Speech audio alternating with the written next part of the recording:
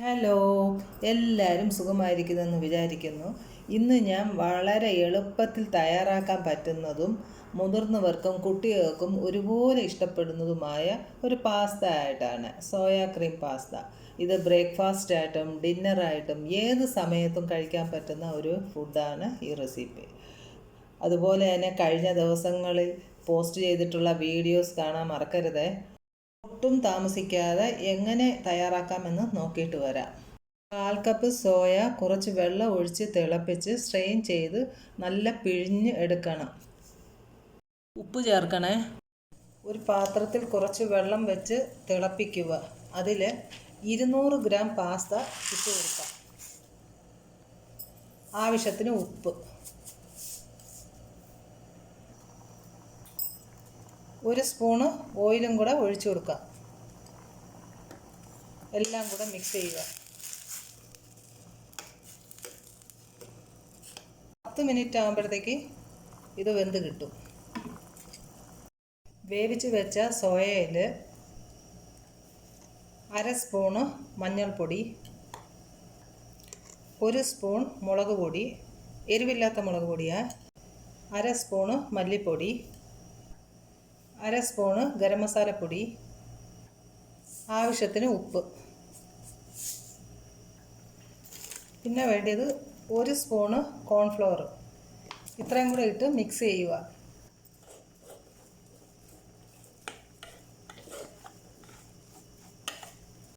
ഇനി ഒരു പാൻ അടുപ്പിൽ വെച്ച് കുറച്ച് ഓയിൽ ഒഴിച്ചു കൊടുക്കുക.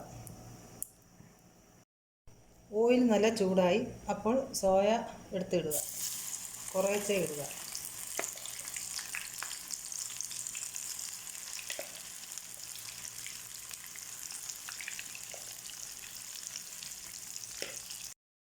നല്ല ഫ്രൈ ആയി. ഇനി നമുക്കിത് കോരിയെടുക്കാം.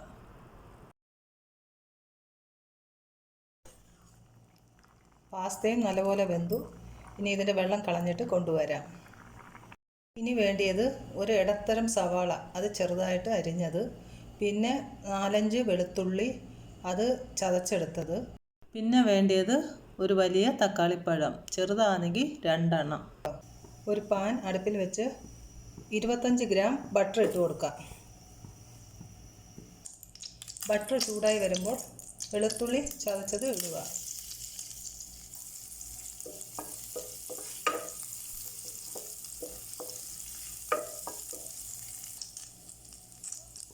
സവാള ചേർക്കാം.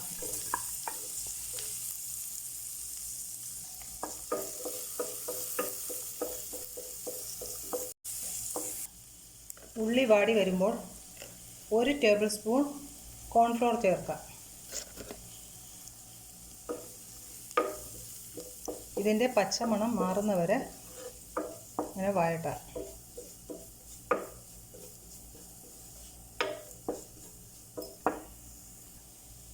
ഇനി വേണ്ടത് 1/2 സ്പൂണ് മുളക് പൊടി, എരിവില്ലാത്തതാണ്.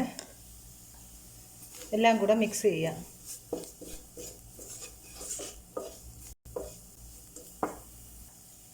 ഇനി വേണ്ടത് 500 ml പാല്, അതായത് 1 കപ്പ് നിറച്ച് പാല്, അത് ഒഴിച്ച് കൊടുക്കാം. കുറേശ്ശെ ഒഴിച്ച് വഴറ്റാം. നല്ല മിക്സ് ആകുമ്പോൾ ബാക്കിയും കൂടെ ഒഴിച്ച് കൊടുക്കാം.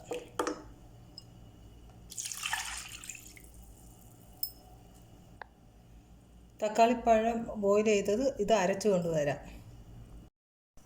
പകുതി കുറുകി വരുമ്പോൾ ഈ തക്കാളി അരച്ചത് അതും കൂടെ ചേർത്ത് കൊടുക്കാം. എല്ലാം കൂടെ മിക്സ് ചെയ്യുക. 1/2 സ്പൂണ് ചില്ലി ഫ്ലക്സ് ഇട്ട് കൊടുക്കുക. 1/2 സ്പൂണ് പെപ്പർ പൗഡർ ഇട്ട് കൊടുക്കുക. 1/2 സ്പൂൺ ഒറിഗാനോ ഇട്ട് കൊടുക്കാം. എല്ലാം കൂടെ മിക്സ് ചെയ്യുക. ആവശ്യത്തിന് ഉപ്പ് ചേർക്കാം.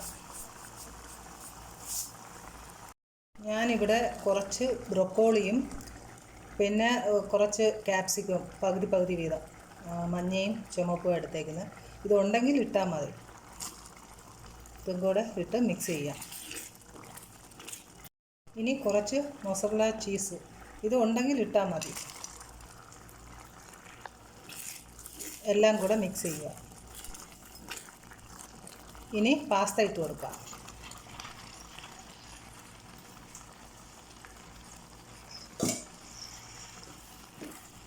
എല്ലാം കൂടെ മിക്സ് ചെയ്യുക.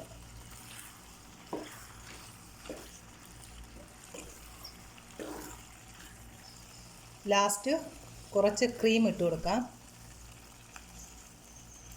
ഉണ്ടെങ്കിൽ ഇട്ട് കൊടുത്താൽ മതി കേട്ടോ.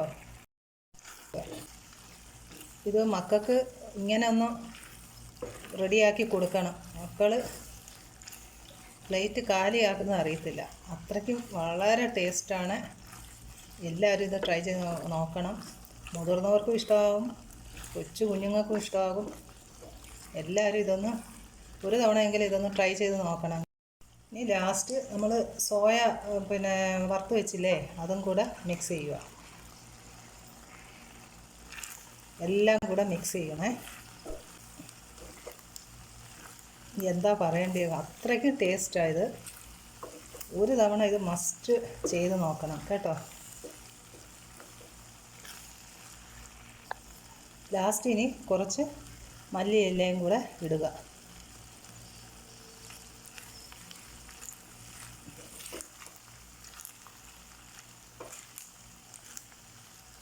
അങ്ങനെ അടിപൊളി സോയ ക്രീം പാസ്ത, ഭയങ്കര ടേസ്റ്റാണ്. ഇനി ഒരു പ്ലേറ്റിലേക്ക് സെർവ് ചെയ്യാം. എല്ലാവരും ഇത് തയ്യാറാക്കി നോക്കണം. ടേസ്റ്റി ആൻഡ് എമ്മിയാണ്. അഭിപ്രായം അതേപോലെ പറയാൻ മറക്കരുത്. അതേപോലെ തന്നെ സബ്സ്ക്രൈബ് ചെയ്ത് സപ്പോർട്ട് ചെയ്യണം.